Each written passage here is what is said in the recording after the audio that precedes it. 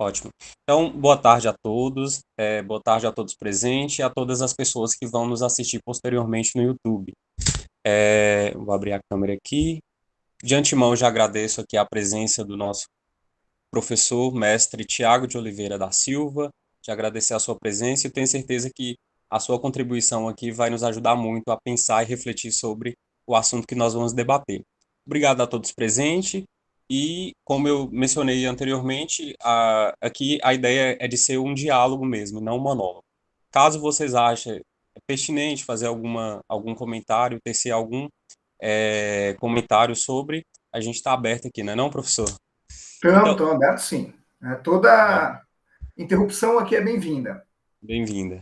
Então, para te apresentar, eu gostaria de ler um pouco sobre você. O Tiago de Oliveira da Silva, ele possui graduação em Sociologia pela Universidade para o Desenvolvimento do Alto Vale do Itajaí, graduação em Ciências Sociais pela Fundação Universidade Regional de Blumenau e mestrado em Desenvolvimento Regional pela Fundação Universidade Regional de Blumenau, também em 2017.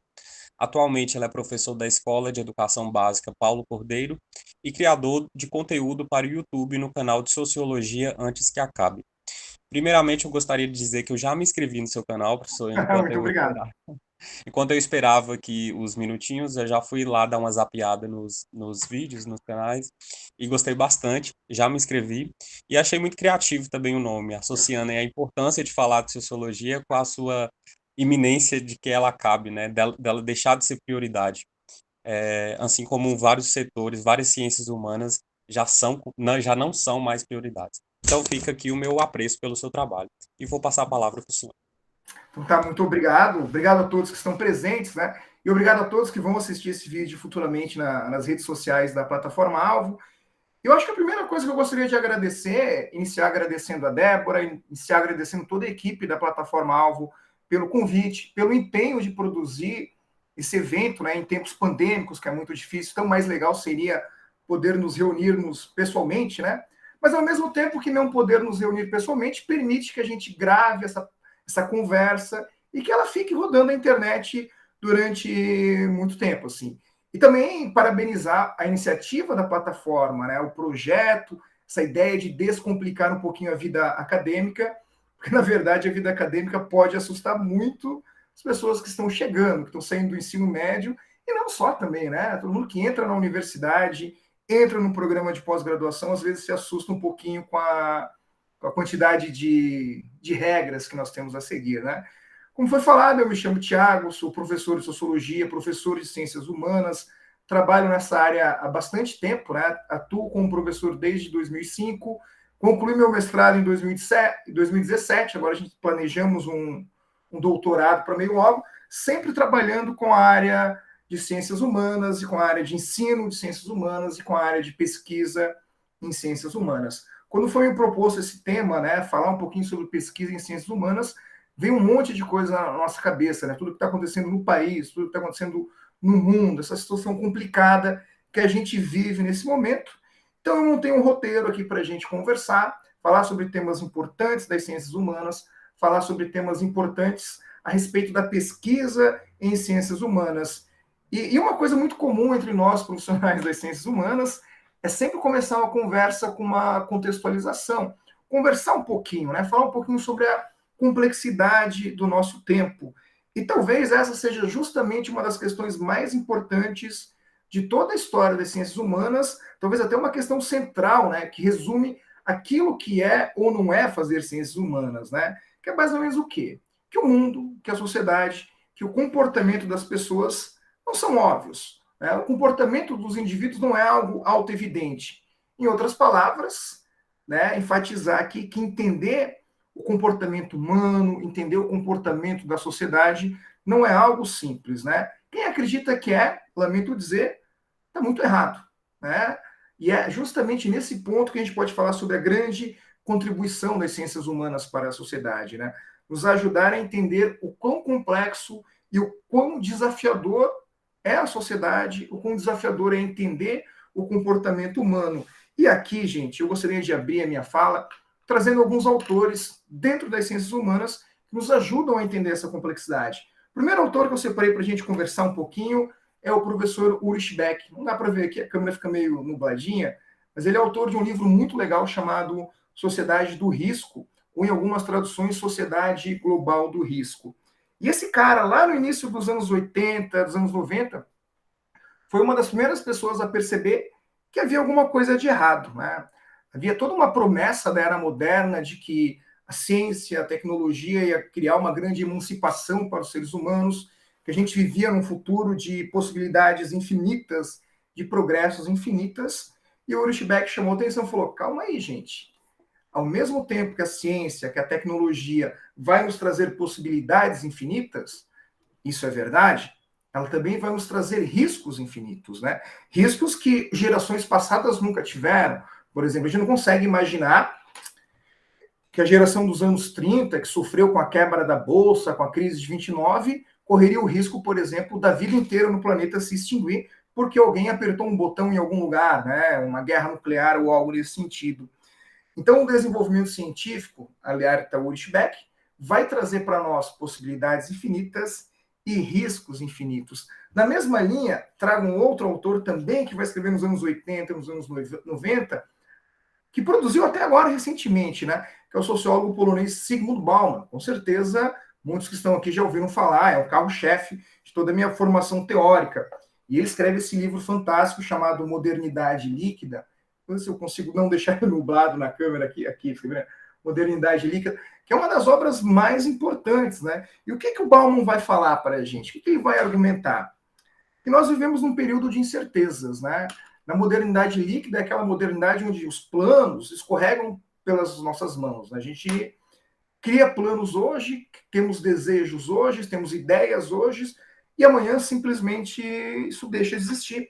Amanhã simplesmente as coisas mudam. Então são tempos líquidos, e tempos líquidos são caracterizados pela incerteza. Esses autores, né, digamos assim, controlaram o debate sobre o futuro da humanidade durante um bom espaço de tempo.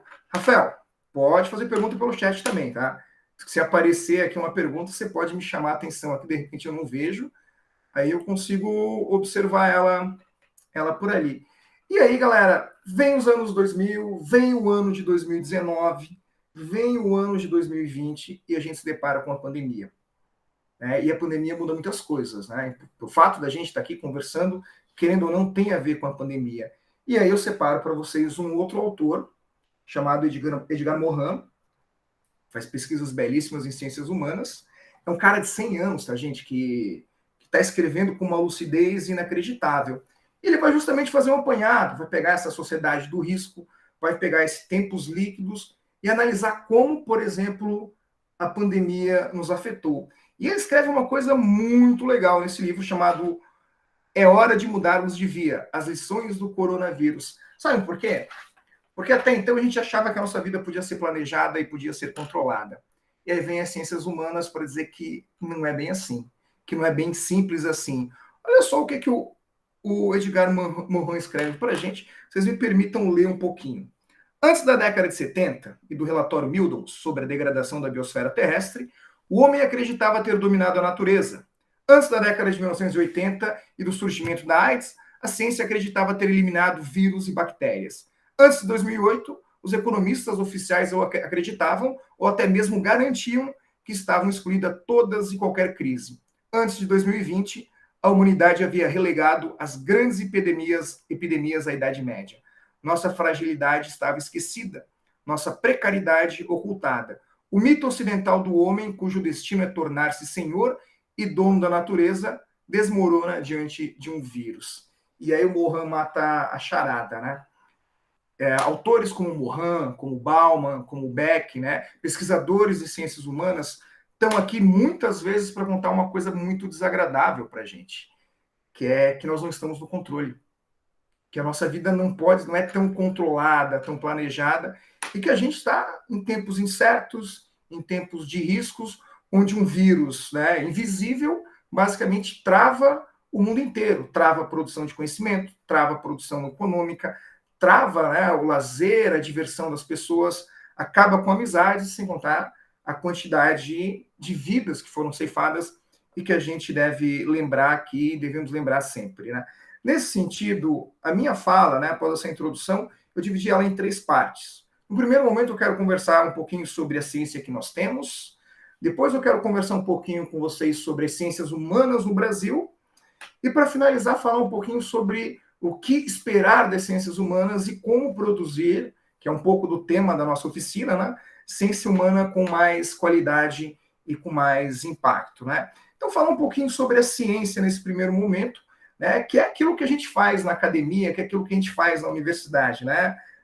Pesquisar, criar conhecimento científico. É verdade que a ciência não é a única forma de explicar o mundo, e com certeza, para muitas pessoas, não é nem a forma mais habitual, mais importante, mais relevante com a qual as pessoas explicam o mundo ou tomam orientações básicas para a sua vida. E eu confesso para vocês que até antes da epidemia, eu tinha uma crítica muito forte aos colegas das ciências humanas, inclusive a mim, porque eu acreditava que as ciências humanas e a sociedade não estavam dialogando muito bem, né? Para fazer pesquisa, a gente precisa saber que o pesquisador precisa o tempo inteiro dialogar com a sociedade. E eu tinha uma impressão que era mais ou menos assim: as ciências humanas avançavam por um caminho, a sociedade avançava por outro caminho, e raras vezes essas duas coisas se encontravam, né? Então, fazer ciência é uma coisa, e o caminho, o desenvolvimento da sociedade, infelizmente, acaba sendo outra. E eu tinha essa crítica muito forte às ciências humanas. E agora eu precisei mudar um pouco essa concepção. Por quê? Porque eu acho que a pandemia mostrou para nós, né, quem gosta das ciências humanas, que na verdade não são apenas as ciências humanas que estão, infelizmente, distante da sociedade. Mas parece que a ciência como um todo está distante da sociedade, né? As humanas, as ciências chamadas exatas, as ciências duras, as ciências naturais, como a gente queira falar. É só nós observarmos como o negacionismo, o ceticismo em relação à gravidade do vírus bateu muito forte em sociedades como a brasileira, na Europa, até mesmo nos Estados Unidos. E eu falo Europa e Estados Unidos porque às vezes a gente tem esse imaginário de que lá o povo é mais culto e tal, e a gente viu que não foi bem assim. E como discursos negacionistas a respeito da ciência ou da segurança das vacinas bateram na cabeça das pessoas de uma maneira muito forte, muito intensa. Ou seja, né, a crença de que as ciências humanas estavam deslocadas da realidade social pode ser verdadeira, mas a pandemia nos mostrou que a ciência como um todo está deslocada da sociedade. Isso é muito grave, porque se o discurso científico, se a ciência de qualidade não chega até as pessoas, acaba acontecendo que alguém vai chegar até elas, né? Se o conhecimento científico não chega, alguém chega. E aí a gente percebeu que boa parte da sociedade brasileira, da sociedade mundial como um todo, está à mercê, né, de picaretas, de charlatões de qualquer espécie, de discursos que são muito contraditórios, são muito contrários àquilo que prega a boa ciência. E nesse sentido, colegas, eu gostaria de trazer um cara que não é da minha área aqui para a nossa conversa, mas é um grande divulgador de ciência, né, porque afinal de contas é o que a gente está fazendo um pouquinho aqui, divulgar ciência, que é o professor Carl Sagan, autor desse livro fantástico, O Mundo Assombrado pelos Demônios. E aqui o Carl Sagan faz uma declaração de amor à ciência, para quem não conhece o livro. E ali, pelas tantas, ele usa uma frase que eu acho incrível, né? Ele vai dizer, no Mundo Assombrado pelos Demônios, que a gente vive uma sociedade cada vez mais dependente da ciência e da tecnologia, ao passo que as pessoas cada vez menos sabem como funciona a ciência e a tecnologia. E esse é um tipo de paradoxo que gerou 600 mil mortes no Brasil, que gerou milhões, né, de mortes no mundo diante de uma doença, né? O fato de estarmos dependentes da ciência, mas não entendermos como a ciência funciona. E a crise do coronavírus trouxe isso de maneira muito forte, né? E isso nos leva a um tema importante da minha fala, que é fundamental a gente começar a pensar enquanto ciência, né? Apesar de eu estar aqui hoje especificamente para falar mais sobre ciências humanas, e nós já vamos entrar nisso daqui a pouco, é perigoso como às vezes a gente fica com umas guerrinhas de ânimo, de ego dentro das ciências, né?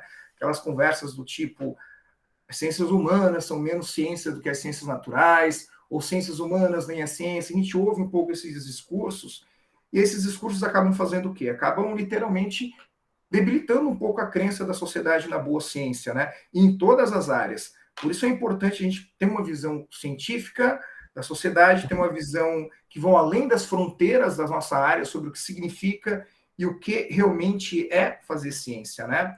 E muito importante, né? A gente precisa aprender mais do que nunca a divulgar, a sermos divulgadores científicos.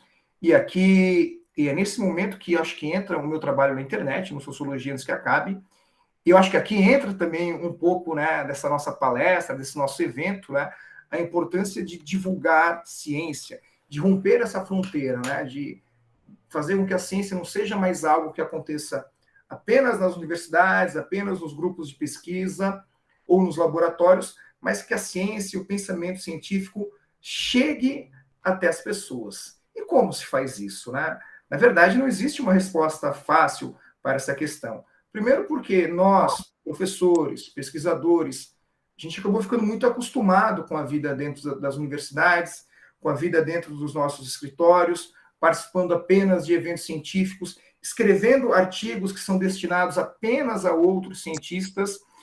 Isso vem de encontro aqui ao nosso evento, porque quando a gente pensa, né, uma plataforma para facilitar a vida de estudantes, de pesquisadores, a gente faz isso justamente sabendo que é difícil você entrar nesse meio e é difícil você se comunicar com outros pesquisadores, com outros professores. Se já é difícil nos comunicarmos com outros pesquisadores, publicar artigo, publicar TCC, publicar dissertação, se torna mais difícil ainda você chegar com esse conhecimento até a sociedade, até as pessoas simples, que são, no final das contas, quem mais precisa, né?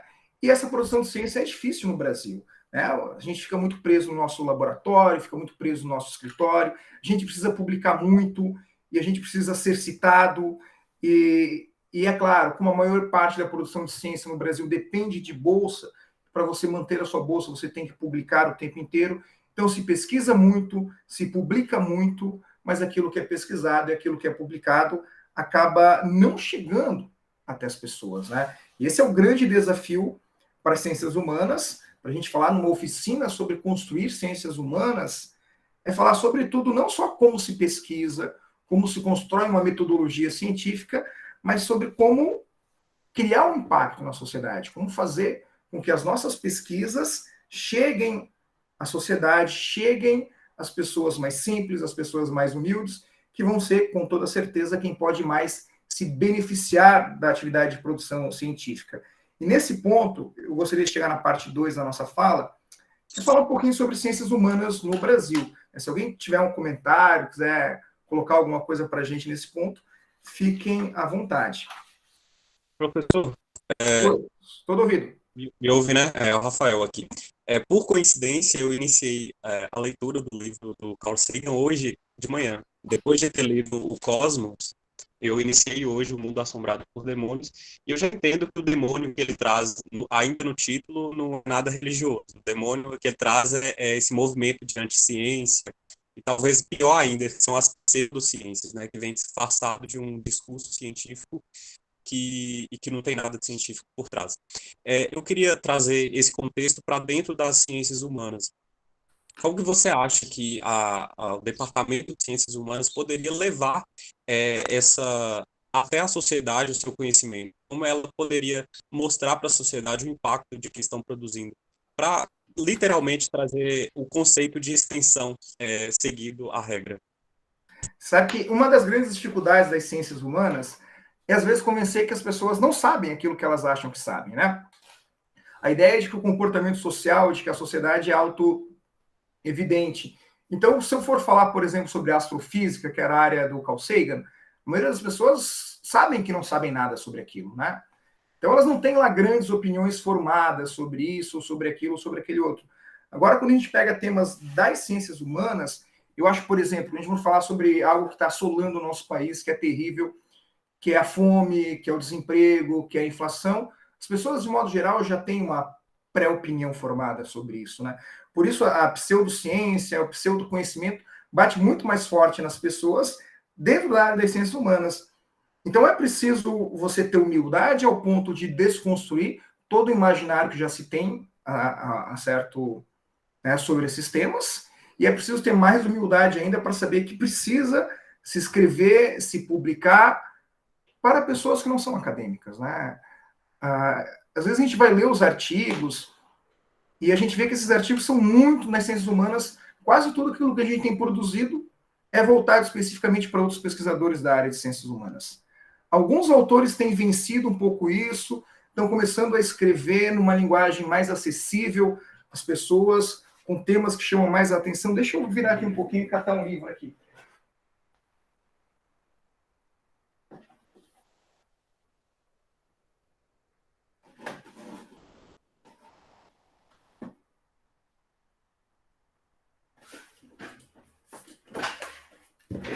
Você sabe, quando a gente quer, os livros eles fogem de nós. Mas um sociólogo que tem feito isso de uma maneira bastante interessante no Brasil é o Gessé Souza, né, com o livro A Elite do Atraso, trazendo conhecimento de ciências humanas com uma linguagem mais fácil, mais acessível, furando a bolha, né, da academia. A gente precisa tentar furar essa bolha.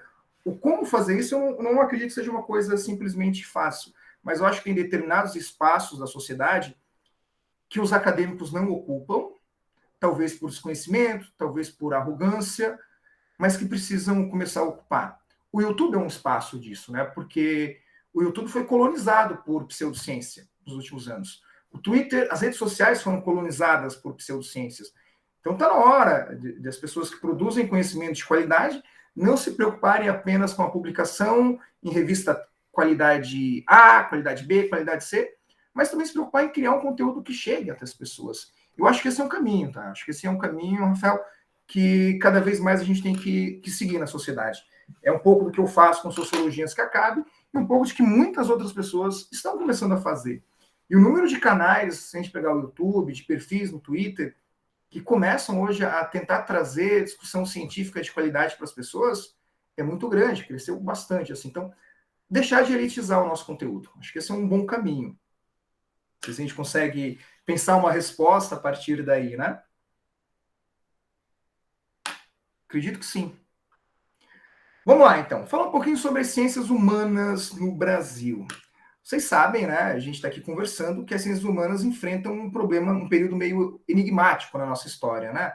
Se por um lado está sendo difícil fazer ciências humanas, por outro lado também nunca foi tão interessante fazer ciências humanas, no sentido de que tem tantas coisas complexas para a gente tentar entender, para a gente tentar explicar. Só que eu não posso também ser desonesto aqui e dizer para vocês, para nós, que apenas as ciências humanas estão ameaçadas no nosso país. Não é verdade, né? A ciência como um todo está sendo ameaçada. Faz algum tempo, só a gente vai dar um Google aqui, a gente vai verificar notícias e mais notícias sobre cortes de bolsas, né? 2020, por exemplo, foram congeladas quase todas as bolsas na área de ciências humanas, inclusive bolsas de iniciação científica, bolsas de formação de professor, como o PIBID, e recentemente a gente viu um anúncio de um corte de quase 600 milhões na verba para pesquisa científica no Brasil. Então, se eu falar que as ciências humanas estão sendo ameaçadas, eu posso estar sendo rasteiro nesse discurso. Acho que a produção de ciência como um todo, né, no Brasil tem batido muito forte, né?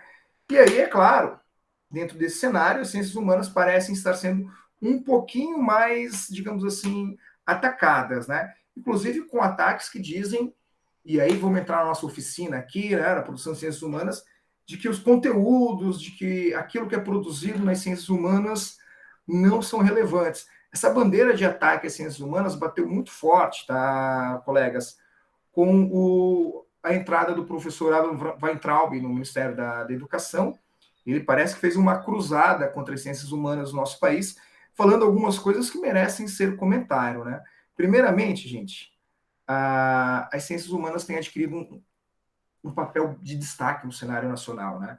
O crescimento de produção científica em ciências humanas foi uma coisa maravilhosa que a gente viu acontecer no Brasil nos últimos 10 anos. Apesar de ter tantas críticas sobre a qualidade das ciências humanas, sobre o impacto das ciências humanas, os números nos mostram que houve um crescimento significativo dentro da área de humanas em relação à produção científica, maior do que em outras áreas. E aqui eu separei uma reportagem de julho de 2019, para a gente falar um pouquinho sobre isso, uma reportagem. Depois eu deixo o link aqui para quem quiser dar uma conferida, da Folha de São Paulo. Diz assim: ciências humanas levam o Brasil à elite da produção científica. O levantamento da Folha mostra que as publicações da área de humanidades tiveram um crescimento acima da média. Então é verdade que nos últimos 10, 15 anos, toda a produção científica no Brasil cresceu significativamente. E dentro dessa, cresceu mais ainda as publicações na área de humanas. Eu acho que vamos falar um pouquinho sobre isso, que tem coisa boa para a gente discutir aqui. A observação sistemática de fenômenos seguido da experiência com base em metodologia rigorosa e de análise que levam determinado resultado recebe há algum tempo o nome de ciência. Em diferentes áreas do conhecimento, no entanto, a ciência tem especificidades. Fazer pesquisa em biologia é muito diferente de produzir conhecimento em ciências sociais. Parece, no entanto, que algumas pessoas desconhecem isso. Então, aqui é a primeira pegada. Quando a gente fala em fazer ciência, a gente fala em seguir uma metodologia, a gente fala em seguir determinadas regras, que foram muito bem colocadas, né, na oficina que nós tivemos anteriormente sobre ciências biológicas. Você elabora uma pesquisa, segue uma metodologia, elabora um problema, elabora uma fundamentação teórica. Essas regras a gente mais ou menos conhece, mas o fato é que isso não é igual para todas as áreas das ciências. Cada uma delas tem algumas especificidades, algumas diferenças fundamentais. Desde que assumiu o cargo máximo da educação no país, o economista Sabino Weintraub tem comparado a quantidade de recursos públicos à produção científica e a relevância dessa produção entre áreas do conhecimento completamente diferentes. Pelos dados, haveria uma suposta improdutividade e inutilidade das ciências humanas. Essa é uma grande bandeira, né, do Ministério da Educação, a ideia de que as ciências humanas não têm produzido o suficiente no Brasil em relação à quantidade de recurso que se investiu em ciências humanas nos últimos anos. Mas me parece que isso não é verdade. E esse é um dos temas que eu quero trazer aqui para a nossa oficina. Analisadas individualmente, no entanto, vemos que as áreas que se tornam alvo do governo atual cresceram em produção de artigos científicos mais do que a média nacional na última década. Os cientistas brasileiros aumentaram a produção de ciência, publicadas em periódicos científicos em taxas em todas as áreas do conhecimento, em média, 67,3% no período de 2008 a 2018, o que colocou hoje o Brasil entre um dos 15 maiores produtores de ciência no mundo. Então, esse é um dado fundamental, gente. Nos últimos 10 anos, a produção de ciência no Brasil cresceu 67,3%. Falando em períodos pré-pandemia, é claro, né? Nos tornamos o 15º produtor de ciência no mundo, em publicações de artigos e inovação.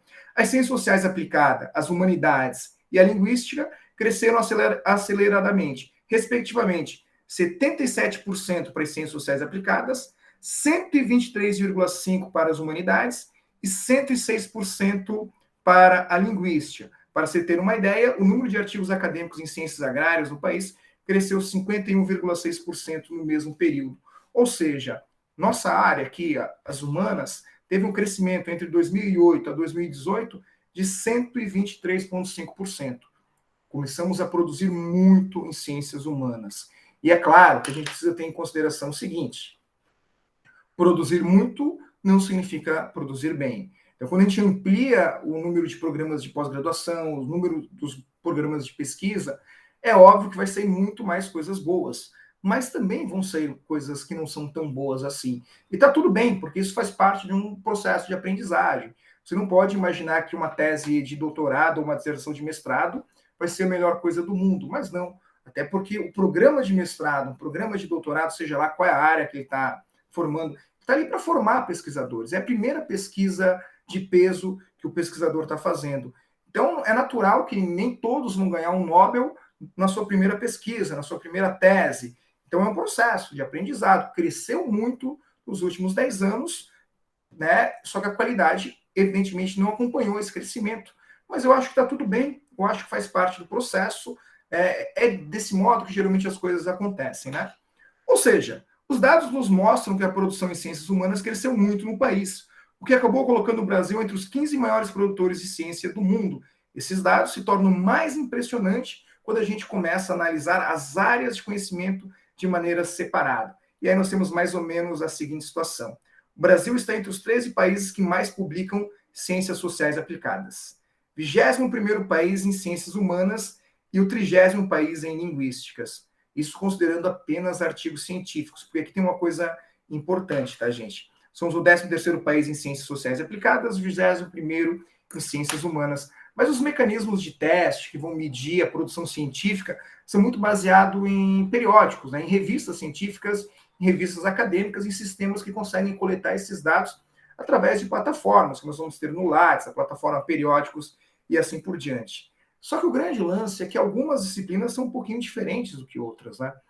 Por exemplo, se é verdade que os médicos gostam mais de publicar em revistas especializadas, se é verdade que os biólogos, os físicos gostam mais de publicar em revistas, na área de humanas a gente tem uma diferença. Né? Na área de humanas se publica menos em revistas, mas se publica mais em livros ou se publica mais em arquivos, né?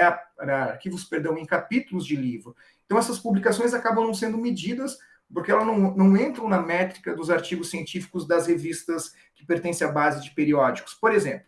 Porque essa realidade ainda pode ser bem diferente, se levarmos em consideração as especificidades de cada área. Ou seja, existem áreas onde é mais comum publicação em revistas, áreas em que são mais comuns a publicações em livros ou capítulos de livros. Nesse caso, as humanas ganham destaque. Boa parte das pesquisas produzidas na área acabam sendo transformadas em livros ou em capítulos de livros, né? E é importante observar isso, porque você dizer que tem mais livros de humanas sendo publicados e menos livros de naturais, não quer dizer que uma ciência é melhor do que a outra, ou que a qualidade da pesquisa que se produz aqui é melhor que a qualidade da pesquisa que se produz lá, mas simplesmente que são maneiras diferentes, né, de produzir.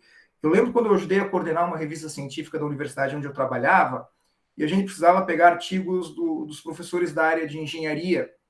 E era muito difícil fazer com que eles conseguissem escrever 12 páginas para entrar no modelo da nossa revista.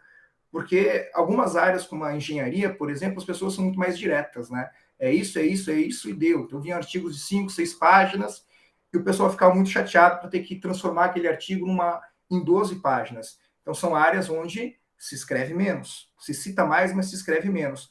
Por outro lado, nas ciências humanas, eu costumo brincar que às vezes a gente leva 30 minutos para falar bom dia, né? Então, em ciências humanas se escreve muito mais. Resultado, você tem mais livros, você tem mais capítulos de livro, uma publicação diferente, né? Olha só outra coisa importante que eu separei aqui para a nossa oficina. Nos últimos anos, 2 em cada 3 livros ou capítulos de livros acadêmicos publicados por pesquisadores do Brasil eram da área de humanas ou da área de ciências sociais aplicadas. Ou seja, como falei, a maioria dos livros científicos publicados no Brasil são da área de humanas, em detrimento aos artigos científicos e revistas especializadas que acabam indo mais para as outras áreas. Aqui vale a pena olharmos alguns dados interessantes que são extraídos da própria CAPES, tá, gente?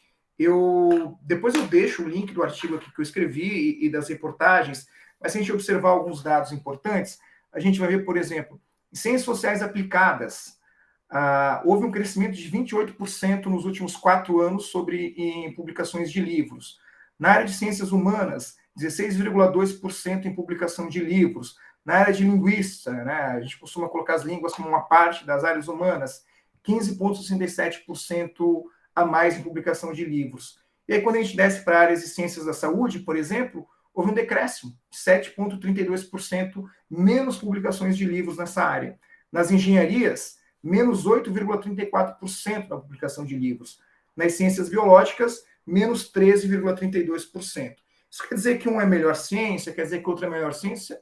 Não. Quer dizer apenas que nós, nas ciências humanas, costumamos produzir de um jeito, dando mais ênfase a capítulos de livros ou a livros como um todo, enquanto outras áreas dão mais ênfase aos artigos científicos, né? Então não se trata de avaliar a qualidade da ciência produzida, mas simplesmente de entender que apesar da gente usar a mesma metodologia, que a metodologia científica, a gente faz ciência de maneira diferente e a gente também divulga ciência de maneira diferente. E por quê? Né? Tentar responder essa pergunta. Quais são os motivos que levam nós, as humanas, a optarem muito mais por livros e capítulos de livros do que optarmos por artigos científicos e revistas? Primeiro, porque eu acho que o crescimento das ciências humanas no Brasil é uma coisa mais nova. Né? Apesar do primeiro curso de Ciências Humanas ter surgido lá na Universidade de São Paulo em 1924, se eu não me engano, 24, se eu me souber depois me corrija, que é o curso de Filosofia da USP, a verdade é que cursos de humanas de ponta são coisas rara nas universidades, né? Estão muito centralizados nas universidades federais e algumas universidades privadas de ponta. Então, você tem poucos periódicos especializados, poucos eventos especializados sobre o assunto, o que facilita mais, então, a publicação em livros. E tem uma outra coisa também que bate forte nisso, que é justamente o fato do perfil das pessoas de ciências humanas ser um perfil também um pouquinho mais voltado à leitura, né? Então a gente gosta de ler, a gente gosta de ter os livros. Vocês podiam dar um okzinho aqui no comentário. Quem prefere também ter o livro em casa, ter a estante com o livro, né? Então tem uma questão do mercado editorial das ciências humanas que é um pouco mais aquecido, visto que o profissional de humanas gosta de ler, gosta de comprar livro. Então esse ponto da nossa fala é justamente para traçar uma distinção. Embora somos todos ciência, todos usamos a mesma metodologia, mas costumamos divulgar e costumamos publicar aquilo que a gente faz de maneira diferente.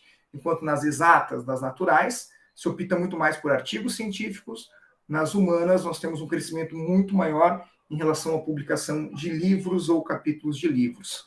E agora vamos falar um pouquinho sobre o próximo ponto aqui, que é a questão da relevância da ciência que a gente produz. Pessoas, alguém gostaria de comentar alguma coisa, deixar alguma pergunta aqui? Podemos continuar. Muito bem, continuamos. De modo geral, a gente sabe, né, que a gente costuma avaliar a qualidade da ciência que alguém produz através do seu impacto. O que é o impacto na produção científica? O impacto, basicamente, ele pode ser medido pela quantidade de vezes que um autor é citado, pela quantidade de vezes que um artigo é citado.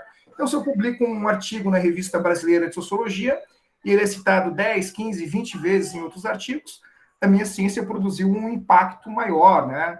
Uma relevância maior. Quanto menor for a citação dos seus artigos, menor é o impacto que a sua ciência produz. Isso acaba gerando uma crítica, dizendo também que os artigos publicados nas ciências humanas no Brasil não geram tanto impacto, porque eles são menos citados do que os artigos publicados em outras áreas, como, por exemplo, a química ou a física. E aqui tem algum problema, né? A gente precisa conversar um pouquinho sobre isso também. Porque essa forma de medir a relevância de determinadas áreas, ela de fato é comum no mundo inteiro. Porém, existem algumas especificidades também entre as ciências humanas que devem ser analisadas. Por exemplo, vamos pensar um artigo na área de biologia ou na área de astrofísica e comparar com um artigo na área de história. Isso aqui são dados que a gente tem, tá, pessoas? A título de exemplo, um estudo de biologia celular costuma ser citado em média 3,3 vezes nos 5 anos que seguem a sua publicação. Ou seja, tem um impacto. Já um periódico científico de história, a taxa cai para 0,4 no mesmo período. Isso é no mundo inteiro. Ou seja, é muito mais comum nas revistas científicas ter citações de artigos das áreas de natureza, em detrimento de ter citações nas áreas de humanas. Agora, por que isso acontece de novo? Porque a qualidade das ciências humanas é pior? Com certeza não. Isso se dá, de novo, por algumas características específicas da forma como nós fizemos ciências humanas. E a primeira coisa que eu queria dizer para vocês é o seguinte: o fato de grande parte das publicações de humanas estarem em livros ou estarem em capítulos de livros, não em artigos de revistas, acabam que essas citações não são computadas. Então, se eu venho aqui e cito direto do livro do Bauman, uma frase dele, ao invés de citar de uma revista publicada na plataforma oficial do CAPES, acaba não sendo computado. Então, dá essa impressão de que as ciências humanas são menos citadas. Além disso, temos que observar uma questão muito interessante sobre a internacionalização. Determinadas áreas das ciências são mais internacionalizadas, contam com redes de pesquisadores, com projetos envolvendo diferentes universidades em diferentes lugares do mundo, e é claro que isso também acontece nas ciências humanas. Porém, grande parte da pesquisa feita em ciências humanas, elas se tratam de temas mais locais, de temas de interesse mais local. Sendo assim, essas pesquisas acabam ficando publicadas na língua natural do pesquisador, não atingindo revistas internacionais. Por exemplo, vamos comparar aqui duas áreas para a gente entender como isso funciona. Separei aqui a astrofísica, que é a área de atuação do professor Carl Sagan, né? E vamos comparar, de repente, com a história ou com a antropologia. Vamos pensar assim, por exemplo, Uma pesquisa na astrofísica revela o descobrimento de um novo corpo celeste, de um novo asteroide. Isso, obviamente, tem um impacto que é global, porque pesquisadores do mundo inteiro vão se interessar por aquilo. Então, um artigo nessa área provavelmente será citado no mundo inteiro e terá um impacto muito maior. Por outro lado, se a gente pensar uma pesquisa na área de antropologia, que é uma área das ciências humanas que eu gosto muito, uma pesquisa que vai, por exemplo, recuperar costumes, crenças e tradições de uma tribo indígena extinta no país. Vejam só, por mais que ela seja uma pesquisa super interessante dentro da antropologia, ela acaba ficando com um público mais limitado, um público de área. Não é algo que vai ter um interesse, uma relevância mundial, visto que se faz é uma pesquisa sobre uma tribo indígena local, embora muitos livros da antropologia tiveram uma relevância internacional. Ou ainda, uma colega minha, pesquisadora da Universidade de Blumenau, onde eu me formei, ela fez um trabalho incrível, uma pesquisa de história sobre a imigração alemã no Brasil. E ela levantou assim, as principais brincadeiras, os principais contos, a maneira como as crianças imigrantes que chegavam na Alemanha, na região de Santa Catarina, se divertiam, como é que elas brincavam. Foi uma pesquisa muito legal, uma pesquisa muito importante, só que com um nicho de público muito específico. Não é algo que vai ser internacionalizado. Por isso, muitas vezes os artigos de ciências humanas não são tão citados quanto os artigos de ciências exatas ou ciências naturais num período curto de tempo. Só que aqui agora nós temos um porém que é muito importante dentro das ciências humanas. Por fim, é importante ressaltar que as ciências humanas acabam criando muitos clássicos, né? E o tempo de vida de um trabalho em ciências humanas tende a ser maior. Ou seja, quando eu tenho uma publicação nas chamadas ciências duras, na física, na química, na biologia, ele costuma ser muito citado num espaço curto de tempo. Por quê? Porque vem com uma inovação da área, todos os pesquisadores leem aquilo, citam aquilo, só que, por outro lado, a produção de ciência nessas áreas, muitas vezes elas têm uma vida curta, né? Ou seja, a descoberta de um químico, de um físico, de um biólogo hoje, amanhã pode ser contestada ou pode dar origem a uma nova descoberta e aquele trabalho se tornar obsoleto. Isso, a gente já viu isso acontecer muitas e muitas vezes. É claro que existem os clássicos nessa área, mas, por outro lado, nas ciências humanas, eu gostaria de ressaltar para vocês que alguns trabalhos se tornam clássicos e são citados por 100, 200, 300 anos. Eu separei, por exemplo, aqui livros do Émile Durkheim, né, um dos fundadores da zoologia, do Max Weber. São livros que estão sendo citados há mais de 100 anos, pesquisas que estão sendo citadas há mais de 100 anos. Ou então, por exemplo, um cara brasileiro que a gente gosta muito, o professor Florestan Fernandes, escreveu um livro sobre a inserção dos negros na sociedade de classe. Esse livro tem mais de 50 anos e todo o artigo que vai discutir a questão do racismo no Brasil, da violência contra o negro, vai trazer Florestan Fernandes de volta. Ou seja, enquanto nas ciências naturais nós costumamos ter citações mais intensas num curto período de tempo, o que cria a ideia de que aqueles artigos têm mais impacto, nas ciências humanas a gente tem menos citações num curto período de tempo, mas elas se alongam, né? Porque a validade do conhecimento produzido em ciências humanas tende a ser maior. Por isso, pessoas, eu quero aproveitar o final dessa parte da minha fala, trazer uma pesquisa do professor Marcelo Hermes de Lima, que é professor de Química da Universidade de Brasília. Ele também teceu críticas às ciências humanas, dizendo que os estudos das ciências humanas não são relevantes. Como é que ele chegou a essa conclusão? Ele analisou artigos dos pesquisadores mais ponta de linha nas áreas de humanas no Brasil, em todas as áreas, e comparou as vezes que os artigos top de linha no Brasil eram citados por artigos tops de linhas de maneira internacional. E aí ele percebeu que os artigos dos pesquisadores de ponta no Brasil em ciências humanas são menos citados fora do país do que os artigos de pesquisadores de ponta em outras áreas da ciência. Por exemplo, ele colocou aqui para a gente o seguinte, vejam só. Em química, por exemplo, 14% dos artigos de ponta no Brasil são citados fora do mundo, né? Já nas ciências humanas, o número cai geralmente abaixo de 10. Por exemplo, artigos das ciências sociais aplicadas como administração, 9,8% dos artigos de ponta brasileiros são citados fora. Na economia, 7% dos artigos de ponta produzidos no Brasil são citados fora. Psicologia, 4,1%. Ciências sociais, 2,1%. Artes e humanidade, 0,8%. Ou seja, se a gente simplesmente comparar de maneira nua e crua os artigos de ciências humanas de ponta no Brasil e a maneira como eles são citados pelos artigos de ciências humanas de ponta né, no sentido internacional, a gente percebe que realmente tem um impacto menor, tem menos citações dos artigos de ciências humanas. Só que isso é um erro, porque, novamente, como eu falei, as ciências humanas tendem a ser mais. A produção de conhecimento de ciências humanas tende a ser relativamente mais localizada, não tão internacionalizada. E continua sendo um erro também, porque a produção de ciências humanas não se dá tanto em artigos, mas sim na publicação de textos e livros. Por isso é muito difícil, né, você comparar a importância das ciências pegando uma métrica que é a quantidade de artigos que se publica. Seria mais interessante ver qual é o impacto que esses artigos têm de fato na sociedade e na vida das pessoas, né? Mas dizer que a gente não pode simplesmente comparar as ciências humanas desse jeito com as outras ciências também não quer dizer que as ciências humanas estão mil maravilhas, né?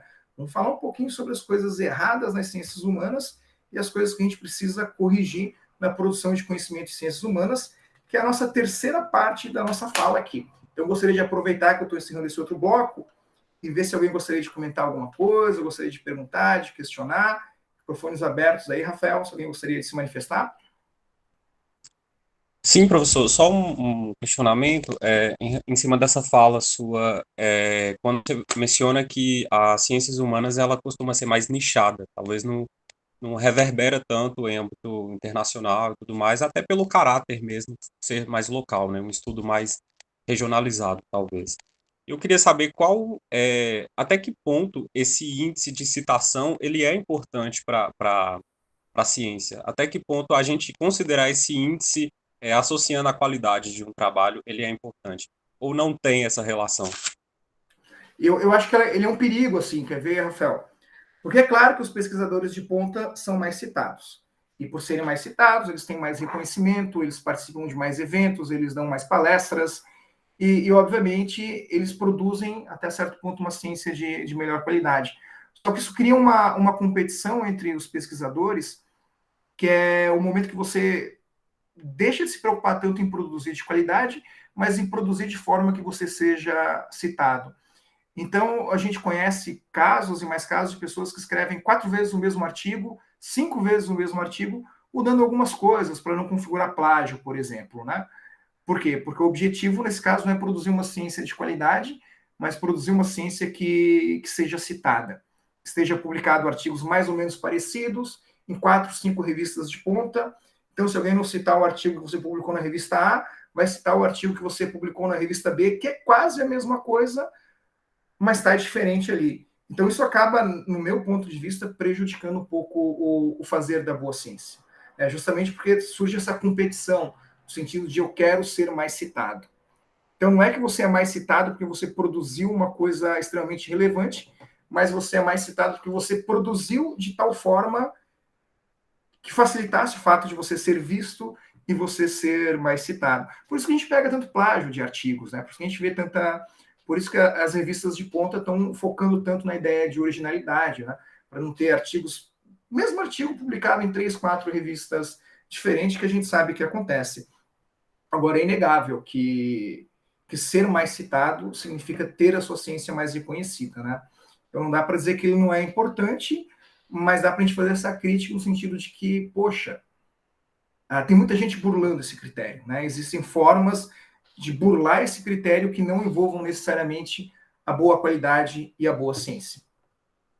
Infelizmente isso acontece, né? Como é que a gente poderia chamar isso? É um plágio de si mesmo, né? Um autoplágio, coisas da vida. Bom, tem nas ciências humanas também, né? E a gente sabe que as ciências humanas precisam passar por muitas melhorias, e aí a parte final da minha fala aqui, para não tomar muito a tarde de vocês, é falar um pouquinho sobre as ciências humanas que nós queremos, né? Como vemos, utilizar a mesma metodologia científica, que já foi bem abordado na palestra anterior, na oficina anterior, para comparar as diferentes mesmas áreas de ciências, pode, às vezes, ser um erro, porque as ciências utilizam a mesma metodologia. Mas a gente não pode avaliar a ciência da mesma forma, né? O que não quer dizer que a produção de ciências humanas no Brasil está 100%. Tem muitas coisas erradas e as ciências humanas, e aqui vem, né, uma grande conclusão que eu tenho chegado nos últimos anos, que está na hora das ciências humanas olhar para si mesmo e fazer aquilo que as ciências humanas sabem fazer, né? fazer uma análise reflexiva sobre o fazer, sobre a praxe das ciências humanas, ou numa expressão que eu gosto muito, fazer uma espécie de sociologia das ciências humanas, né?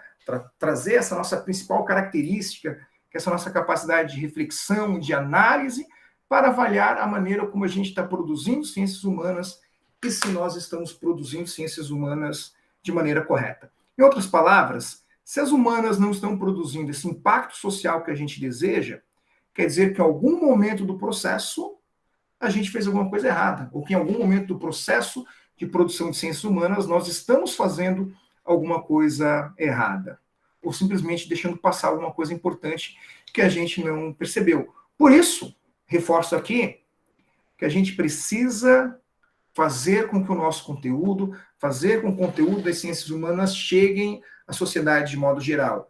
E aqui entramos num debate muito sério nas ciências humanas, né?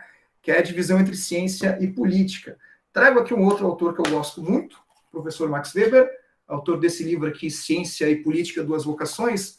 E o Weber defende aqui que existe um fazer que é a ciência, existe um fazer que é a política, né? A ciência é um fazer, né, investigativo, é um fazer propositivo, digamos assim, né? A ciência propõe, mas quem faz, quem coloca em prática é a política. Então nós temos uma ação do cientista, que é quem pesquisa e quem propõe, e nós temos uma ação que é a ação do político, que é aquele que vai colocar as coisas em prática.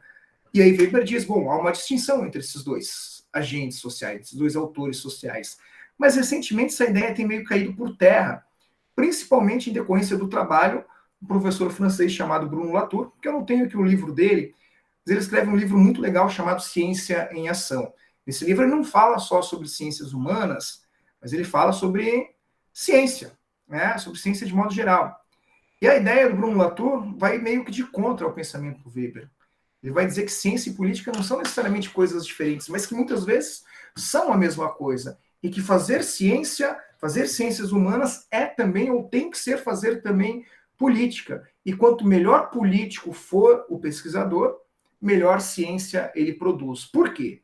Porque quanto melhor político ele é, mais alcance a ciência que ele tem vai chegar. Mais verba ele vai conseguir fazer a sua pesquisa e mais impacto ele vai criar na sociedade, né? Ou seja, eu escrevi aqui, fazer pesquisas em humanas é ou precisa ser uma atividade política. É preciso, então, sair do espaço da universidade, entrar em contato com as pessoas, entrar em contato com as empresas, com a escola, com a comunidade. É preciso que o pesquisador de humanas também seja capaz de vender a sua pesquisa. Assim como fazem os pesquisadores das áreas das ciências da natureza. Vender a importância da nossa pesquisa. E vender a importância da nossa pesquisa significa, acima de tudo, fazer a boa política. Posso pegar como exemplo, aqui é deselegante, né? Mas eu fiz a minha pesquisa de mestrado sobre a questão da imigração de haitianos. Eu não sei de onde é a região de todos vocês, mas aqui em Santa Catarina, em 2014, 2013, 2014, a gente chegou a ter um momento que havia mais de 20 mil vagas de empregos ociosas no estado. A maioria dessas vagas de emprego ociosas eram na indústria da carne. E a indústria da carne é um emprego, é um trabalho, óbvio que é um trabalho digno como qualquer outro, mas é um trabalho bastante exaustivo, um trabalho bastante, de certa forma, insalubre. Então, numa condição de economia normal, a maioria dos catarinenses não queriam essas vagas de emprego. Uma solução que muitas empresas encontraram foi trazer justamente os haitianos. E aí eu entrei nessas empresas para conversar com essas pessoas, para avaliar como é que estava o impacto e a inserção dos haitianos na sociedade catarinense e nas empresas. E para muitas empresas, 2014, 2015, 2016, foi fundamental a presença do imigrante, caso contrário, elas não teriam massa de mão de obra, não teriam força de trabalho. E aí você produz uma ciência que fala sobre o impacto da chegada dos imigrantes e que propõe também mecanismos para as empresas acolher os imigrantes, para a sociedade acolher os imigrantes, e que mostra o quanto os imigrantes, ao contrário de que se pensa muito na Europa, com toda essa questão da xenofobia, do preconceito, não são pessoas que estão aí para simplesmente roubar os empregos, mas que são pessoas que vão contribuir muito para o desenvolvimento da economia e vão contribuir muito para a qualidade de vida da sociedade como um todo. E nada adianta uma pesquisa dessa se ela ficar engavetada aqui no meu armário. Ficou ali um livro bonitinho, né, uma capa bonita, capa preta, capa dura, com letras douradas, mas é preciso que esse tipo de texto chegue também no cara que está lá na empresa, que está recrutando, a pessoa que está contratando, na comunidade que às vezes olha para o imigrante com maus olhos, vê que não, peraí, esse cara pode contribuir muito para a gente. E quem vai fazer isso é a pesquisa de ciências humanas. Só que para que a pesquisa de ciências humanas faça isso, a gente precisa ser bom político. Precisa ir lá, conversar com o empresário, mostrar o nosso trabalho, mostrar a importância da nossa pesquisa, escrever de tal forma que a pessoa leia, que a pessoa entenda, fugindo um pouco do rigor, né, da linguagem acadêmica, que a gente conhece bem, né? E essa questão sobre vender a pesquisa de ciências humanas, ela também apareceu, desculpa, eu falei do meu trabalho aqui, mas na verdade eu queria citar um trabalho de um outro colega meu, porque essa questão apareceu recentemente com a história da pandemia, né?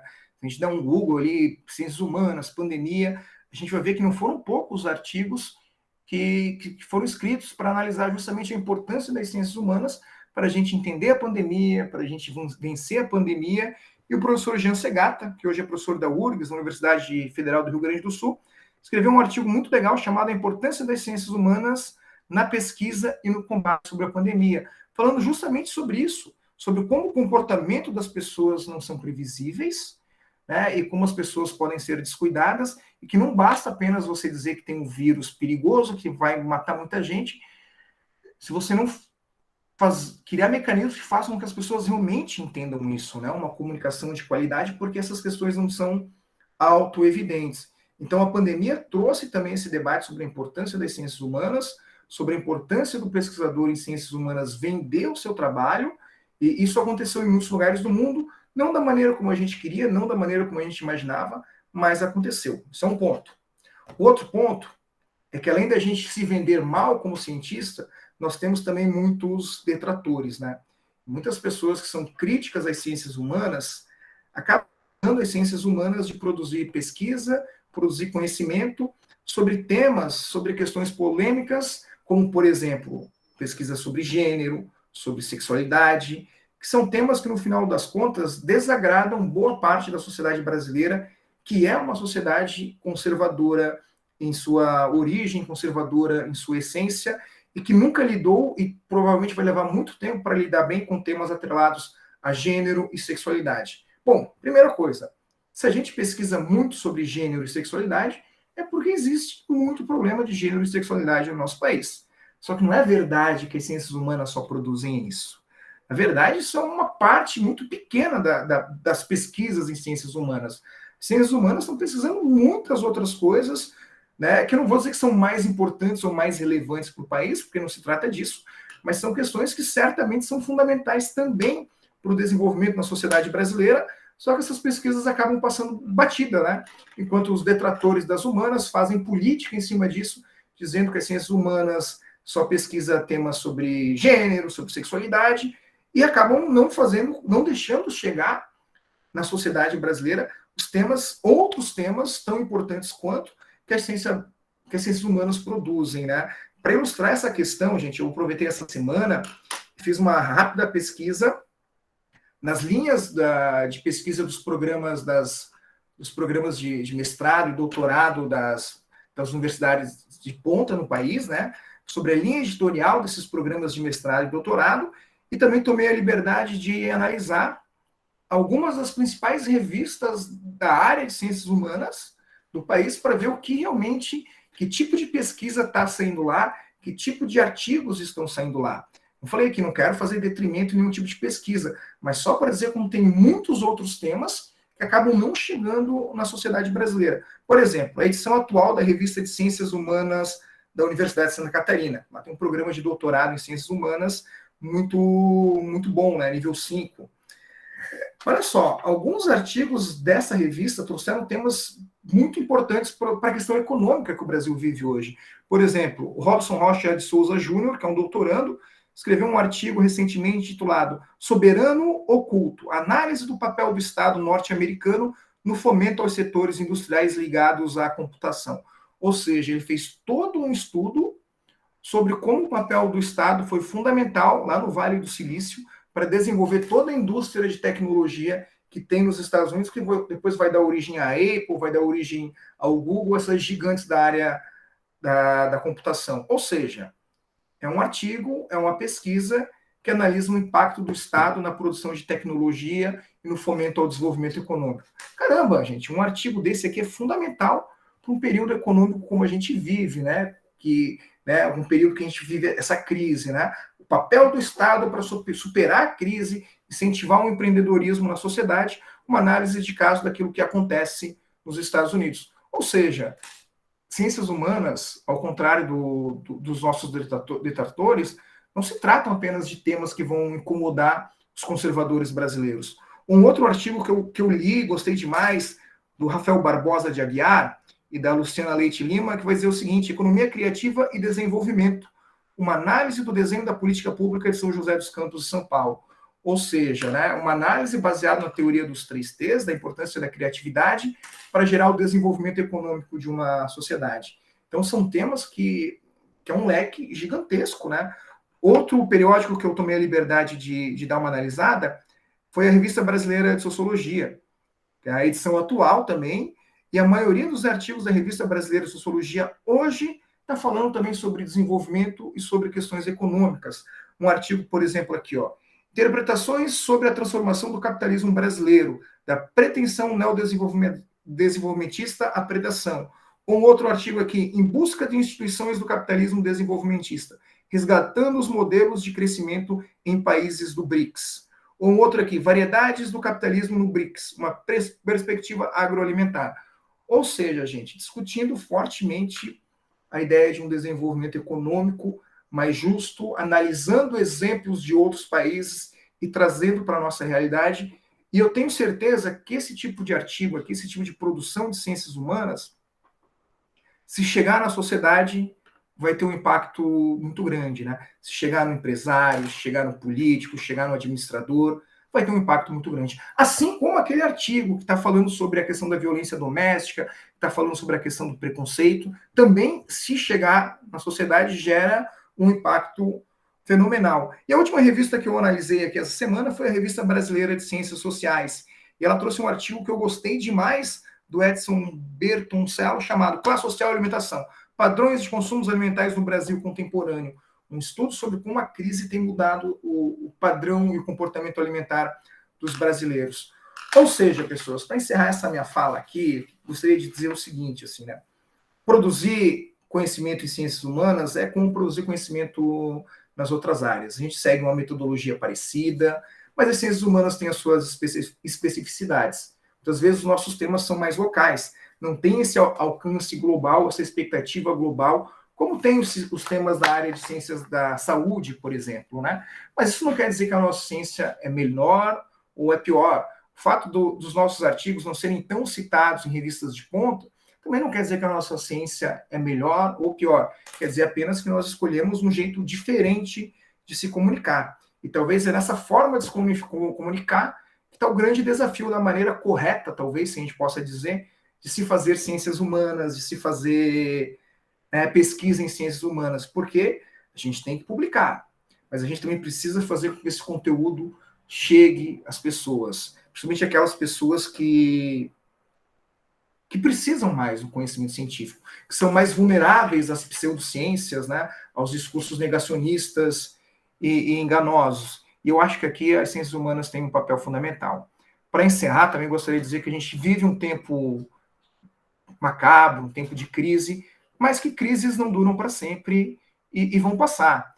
E nessa reconstrução do mundo pós-pandemia, sem dúvida, as ciências humanas vão ter um papel fundamental e a pesquisa em ciências humanas vai se tornar cada vez mais fundamental. E que está na hora da gente pensar em mudar a nossa forma de comunicação e vender a nossa ciência humana, né? Vender ciências humanas para as pessoas. Gostaria de aproveitar aqui e finalizar, agradecer de novo, né, o pessoal da Alvo, né, por esse trabalho, por essa ideia, que eu acho que é uma ideia bem inovadora, bem legal, e com certeza vai gerar um impacto na vida acadêmica de muitas pessoas.